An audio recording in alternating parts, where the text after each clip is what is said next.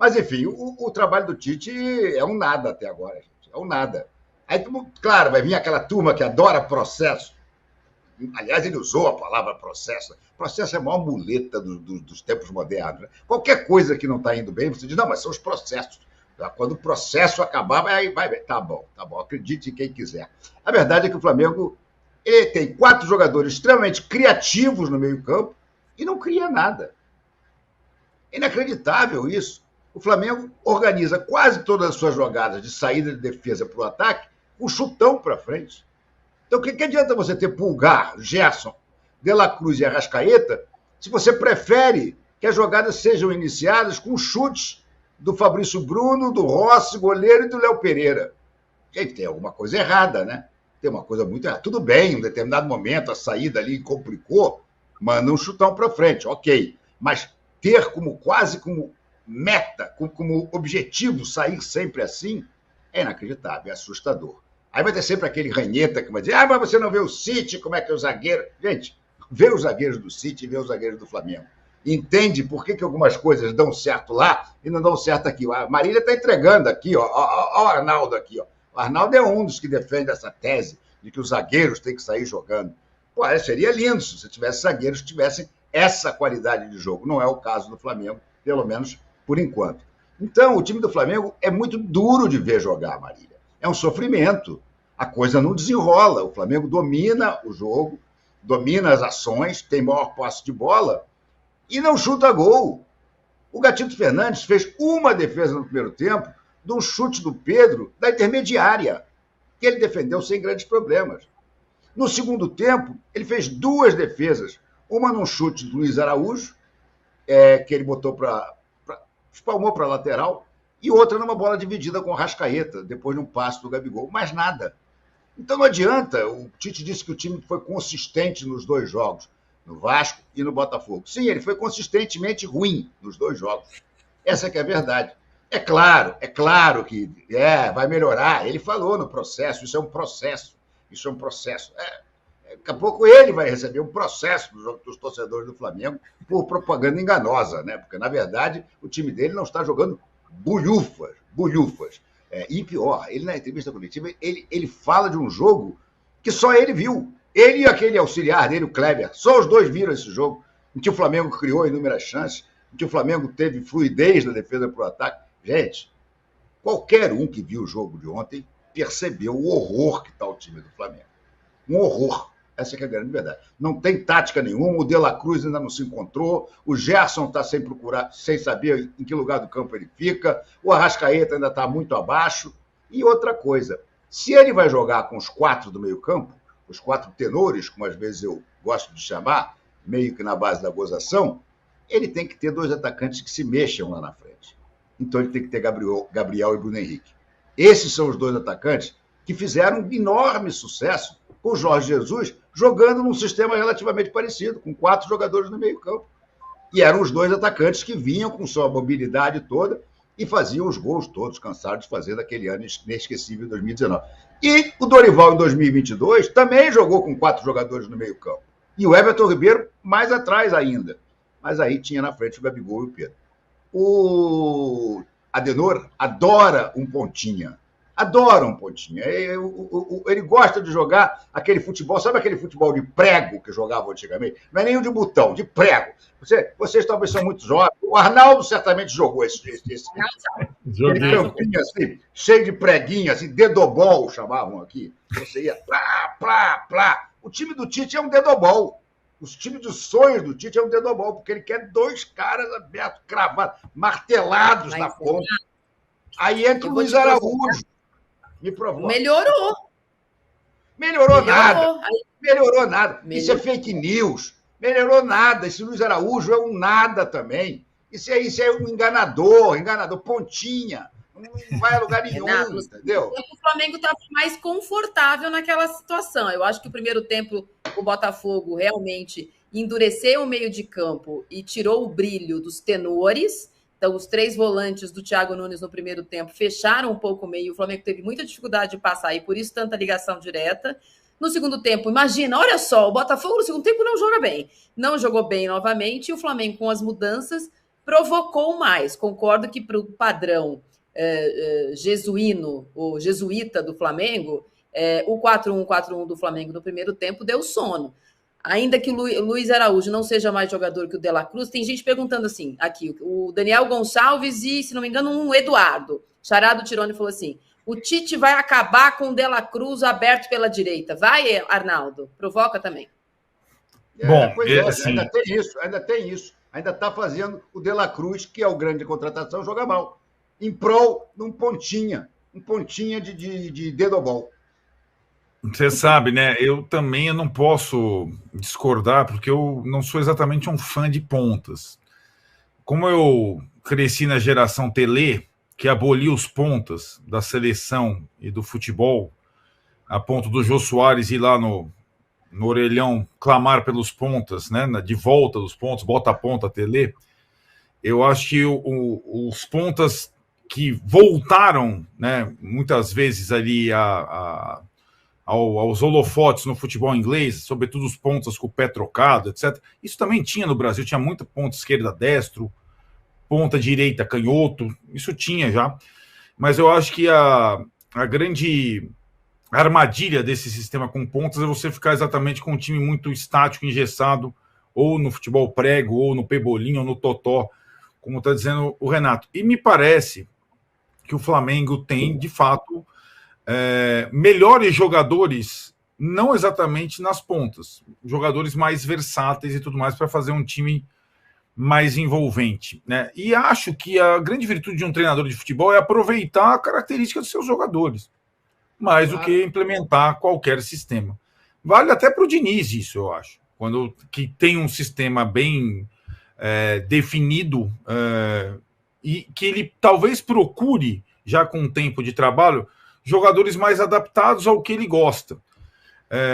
Então, assim, o Flamengo não foi contratar um ponta, foi contratar um jogador super versátil que joga em qualquer lugar do meio de campo, como o De La Cruz, né? E isolado no lado do campo me parece desperdício. Você me perguntou até hoje mais cedo, né, Maria, se eu estava decepcionado com esse início. Eu acho que está demorando um pouco mesmo. Eu não acho uma coisa taxativa, acho que vai existir um progresso gradual, mas eu imaginava que o Flamengo, com o técnico que tem, com os jogadores que tem, já tivesse um estágio mais avançado, que tivesse fazendo a gente parar. Eu acho que o Flamengo deu um lampejo naquela partida contra o Palmeiras, né, na reta final do Brasileiro, quando até vai ter força para buscar o título até, mas não repetiu uma atuação como aquela, né? E a gente fica... E acho que quando a gente vai olhar com mais cuidado, quando a gente for enfrentar adversários mais fortes, mesmo no estadual, como Vasco e Botafogo, e daqui a pouco o Fla-Flu. Talvez o Fla-Flu aí tenha um desafio maior para o Tite. Afinal, ele vai enfrentar um rival que tem incomodado muito nos últimos anos, que é bicampeão estadual, que teve o técnico da seleção depois do Tite, né? O Diniz já foi técnico da seleção depois do Tite, e que tem um tipo de jogo completamente diferente do praticado pelo Flamengo. Mas eu não estou assim completamente decepcionado como está o Renato, mas eu esperava mais. Sinceramente, eu esperava mais do início do trabalho do Tite no Flamengo, né? Eu acho que ainda não estamos no melhor da temporada, nos grandes campeonatos da temporada, mas eu esperava já alguns sinais, até porque ele começou antes, teve a pré-temporada, ganhou um jogador com grande categoria e o time evolui muito lentamente, se é que evolui. O time não mostra ali um sinal assim, consistente de que vá ser o time que brigue por todos os campeonatos, que é o que a gente espera do elenco do Flamengo quase sempre. Só para você ver, Marília, uma coisinha só. Uma coisa que eu acho importante ressaltar. Se o Tite tivesse começado, de fato, no início desse ano, assumiu agora, você até disse, não, calma, está muito cedo. Mas não, o Tite dirigiu 12 jogos do Brasileiro do ano passado. E o elenco é o mesmo com a troca do Everton Ribeiro pelo De La Cruz. Então não dá nem para dizer, não, mas é um time totalmente novo. Não, todos que ele está dirigindo agora, ele dirigiu nos 12 últimos jogos. Então, gente, não ter nada até agora, já são 17 jogos. Pô, me desculpe, para o padrão Tite que nós conhecíamos, tá devagar, quase parando. Mili, para 38% nesse momento, está concordando com o Arnaldo. 38% eu acho que o trabalho está estagnado, vai, que é um pouco o que o Arnaldo falou. Para 31%, está ruim, como disse o Renato. Para 14% está bom e para 18% em 17%. Agora, infrequente melhora. Significa que bom ou infrequente melhora, quer dizer, em viés de alta, só para 30%. É pouco em 17 jogos? Gente, eu adorei o Flamengo ontem. Como torcedora do Fluminense, eu estava esperando. Claro, né, Maria? Claro, né, Nila? Eu também adorei eu adorei o Santos e Corinthians. Eu achei que o Corinthians... Eu tô quieta! Não, mas ela que não tá. Eu liguei a TV... exatamente. Eu que cutuquei e a Marília que levou. Eu liguei a TV esperando um show. Não veio o show. Agora, eu concordo com tudo aí que foi dito. Eu acho que está demorando para engrenar. Concordo com o Renato quando ele disse que se o Tite tivesse assumido agora, tudo bem, faria parte, mas não é agora, né? Acho algumas coisas estranhas no Flamengo. Observações absolutamente intuitivas. O time está emburrado. O time joga emburrado. O Gerson está emburrado. O Arrascaeta está emburrado. Está todo mundo emburrado. Me parece que é um time que ainda passa por problemas de relacionamento. E isso se reflete, sim, em campo. Aí não há Guardiola que dê jeito. Se as pessoas não estão se relacionando, se tem alguma coisa ali, se tem alguém azedo que está azedando os demais, não vai.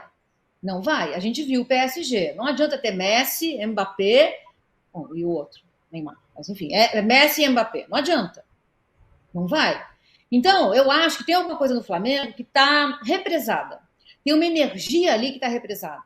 Eu estava brincando, mas mais ou menos. Eu estava esperando, sim, ver um Flamengo com toque de bola, um Flamengo ofensivo, um Flamengo que eventualmente colocasse o Botafogo na roda. E não foi isso que aconteceu. O Botafogo poderia ter saído do jogo com a vitória. Um Botafogo renovado, todo renovado atrás, uma zaga totalmente nova, do meio para frente igual com o Luiz Henrique, né?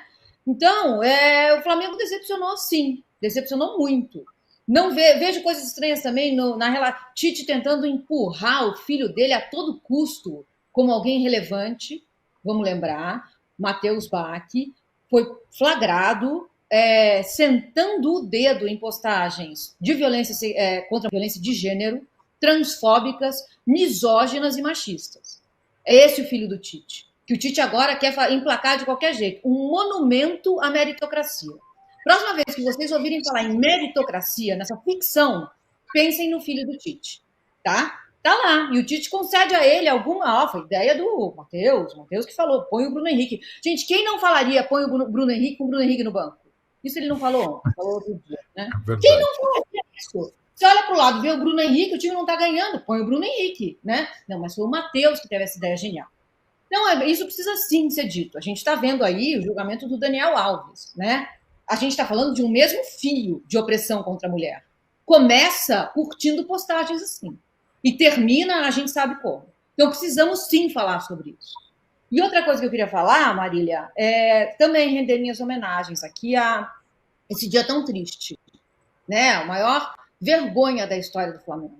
8 de fevereiro, 5 anos da morte dos meninos. E assim, se não houve ainda uma negociação judicial com uma das famílias, as outras aceitaram, né, um valor. Quanto vale uma vida, né, gente? Não sabemos. Tem uma família que não aceitou. A diretoria do Flamengo deveria ter feito um memorial. A gente as nossas histórias. Contar as histórias desses meninos. Quem eles eram? Qual era a cor favorita deles? Qual era o doce favorito? Como eles falavam com a mãe? Quando morre alguém, morre muita coisa. Morre um jeito de pedir a bênção, pai, a bênção, mãe. Morre um jeito de sorrir. Morre um jeito de se vestir. Morre um jeito de chegar em casa. Morre tudo isso, gente. Então é coisa demais. Essa diretoria do Flamengo é uma vergonha. É uma vergonha em muitos aspectos. Agora perdoou o Marcos Braz. E a gente viu o vídeo do Marcos Braz, né? Correndo atrás de um torcedor do Flamengo, dentro de um shopping, batendo com a ajuda de capangas, né? Porque não a covardia não deixaria de marcar presença também nessa situação. Então é tudo isso junto. Eu realmente esperava, vou voltar agora para o jogo, esperava ver um Flamengo melhor e um Botafogo mais tímido. E não aconteceu. Então foi um jogo parelho, né? Que aconteceu essa vitória no fim por falha do Gatito. Uma falha que saiu de lado, socando a bola meio de olho fechado. Assim. Então, falhou o goleiro e o Flamengo ganhou. O Renato, falando em diretoria, os diretores, né, são sempre os mesmos. O Flamengo está aí num ano eleitoral, mas o Ninho do Urubu havia duas questões. O que fazia Fabinho Soldado, agora ele está no CT Joaquim Grava, e o que fazia Juan. O que vai fazer o Juan? Vou pedir o post, por favor, que a gente tem aqui no UOL, falando sobre o que provavelmente fará Juan nos próximos anos. Juan, assim como o Fabinho Soldado, continuará a não fazer nada. O Fabinho não fazia nada no Ninho do Urubu. Agora ele não faz nada no CT do Corinthians. O Juan não fazia nada no Flamengo. Agora vai fazer nada na CBF. Olha que beleza. Quem tem padrinho não morre pagão, né? Agora, isso aí é tudo uma movimentação clara do Flamengo para atender uma enorme pressão dos próprios sócios e da torcida que exigiam mudanças drásticas no departamento de futebol. Inclusive com as saídas de Fabinho e de Juan, que eram dois gerentes que simplesmente não agiam, não faziam nada. O ambiente ficava cada vez pior no Ninho do Urubu, a chegar ao ponto de o preparador físico do Sampaoli, que nem sequer falava com os jogadores, o Sampaoli, mas o preparador físico dele dá um murro na cara do Pedro e ninguém percebeu. Ninguém percebeu. E aí, 2 dias depois, o Gerson e o Varela se pegaram de soco no treino e ninguém percebeu também. Quer dizer, se você pega 2 ex-jogadores que passaram a vida inteira jogando e frequentando concentração, CT, isso tudo. Esses caras não sabiam que o ambiente estava deteriorado no Flamengo? É claro que sabiam. Mas o que eles fizeram? Nada. Porque eles não têm capacidade para liderar. Eles não têm coragem para chegar para o Sampaoli e dizer o seguinte, olha, você tem que conversar com os jogadores, cara. O ambiente está horroroso. Tem um preparador físico, maltrata o Pedro. Até como é que vocês vão deixar chegar a isso? Não, eles nunca fizeram nada disso. Inclusive porque o vice-presidente de futebol, Marcos Braz, mordedor de virilha, simplesmente não dá autonomia a ninguém. A maior prova que eles não fizeram nada, nunca faziam nada, é que o Fabinho saiu e até hoje não se fala em contratar ninguém para o lugar dele. E agora vai sair o Juan também, e é outro que também provavelmente não terá substituto.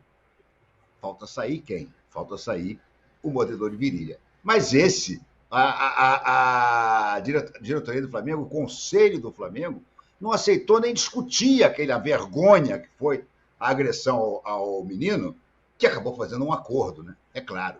Agora eu fico perguntando, é claro que ele ganhou uma grana, gente, não há a menor dúvida que ele ganhou uma grana para desistir do processo, né? E eu fico perguntando, quem pagou essa grana? De que bolso terá saído essa grana? É óbvio que é do Flamengo, né? Afinal de contas, até para dar entrevista coletiva e mentir, como o Marcos Braz mentiu, ele fez as dependências do Flamengo.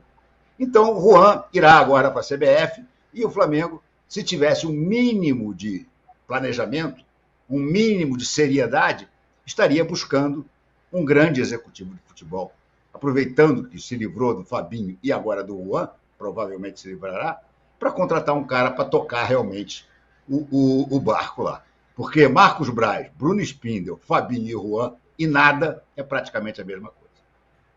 Eu vou ler aqui, a gente não mostrou, a gente está mostrando aqui embaixo na tarde, a CBF conversa com Juan e estuda oferecer cargo ao gerente do Fla. Matéria do Igor Siqueira, Luiz Assar, Rodrigo Matos e Léo Burlá, que você acha no feed de notícias do UOL. A CBF quer ter Juan, ex-jogador e atual gerente do Flamengo, como coordenador da seleção brasileira, lembrando que esse cargo está vago e que o Dorival está sem pares. Acho até que a proximidade dele com o Dorival, quando ele passou no Ninho do Urubu, pode ter facilitado, já que o Muricy já negou esse cargo, né, de coordenador. E o Felipe Luiz também. Felipe Luiz também negou. Também é. As conversas estão em andamento. O Juan negocia os detalhes, mas hoje trabalhou, viu, Renato? Trabalhou normalmente no clube e esteve no Ninho do Urubu. O martelo ainda não foi batido. O nome dele foi indicação de Dorival Júnior.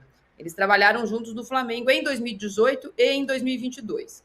Juan se aposentou em 2019 e desde então ocupou alguns cargos no Flamengo. Já o Fabinho Soldado foi a outra perda do Flamengo. Recentemente ele virou gerente de futebol do Corinthians, que hoje, vou chamar agora começa o Dark Side of the do programa. Alguns ganhos do Flamengo, a saída do Fabinho Soldado e do Rua.